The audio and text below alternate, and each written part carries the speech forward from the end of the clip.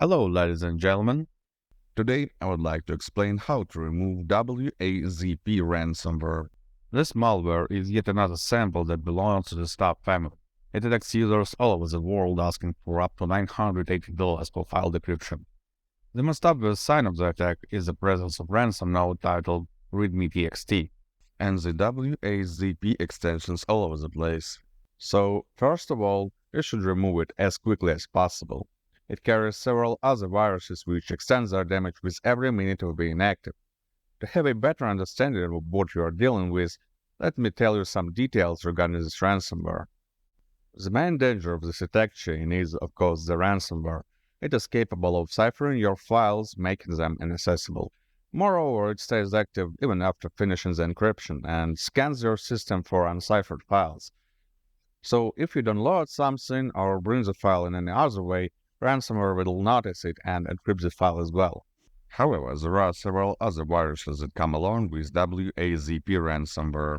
Embedded Dropper, as you may suppose from its name, aims at delivering other infections to your system. Instead of direct downloading from the C2 or installation with cracked software, it brings any other threat by a simple command. Hackers ease further infections using Embedded. Smokeloader Backdoor is a classic backdoor that is capable of providing cybercriminals with remote access to the system. Most often it's used to remotely guide your system to execute certain commands like DDoS attack or other malware installation. It's also capable of stealing some categories of personal information and passwords. Window Stealer is an info stealer which targets browser cookies, mailing clients, and cryptocurrency wallets. It is a hit-and-run malware which performs self-removal as soon as all routine operations for data gathering are completed. Seeing it running in your system is not a common occasion, as most of the time its operations take minutes. Nonetheless, there are facts of it being included to the pack with the ransomware, and it is possible to repel it before it completes its task. It is especially effective considering the fact that Reader sends the data package to the C2 server just before performing self-destruction. Before performing any data recovery, you should clean your device. Otherwise, your recovered files will be ciphered back and additional malware will be able to get your sensitive data all this time. I'd recommend you to use GridinSoft Anti-malware for that purpose. Let's download, install, and run it. By the way, I have a 15% discount promo link for this program. You'll find it in the description. And meanwhile, I will tell you a couple of things regarding data recovery. First of all, any Sstep ransomware sample ciphers only 150 kilobytes of data at the file's beginning. For documents and photos of typical sites, it is critical. They are getting entirely encrypted. But for larger things, especially for music files and video, not all is lost. Some pictures and other files that are over several megabytes large can be restored or even accessed without any decryption. Using specific software like the good old Winamp, for example, you can open files almost flawlessly. Just remove the ransomware extension and give it a try.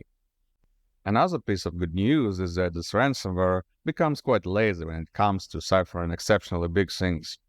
And the big things, I mean ones of over a gigabyte size. Keeping such large things on your disk is not a common occasion, but if you have one and it has this nasty extension at the end, try to remove the excessive thing and open it as usual. There is a large probability that you will succeed. Now let's discuss a more problematic side, file decryption. I recommend using the Microsoft Decryptor tool. It's a free software that is designed specifically to deal with encryption used by Sstep ransomware. However, before making any steps here, you need to check whether files are ciphered with an online or offline key.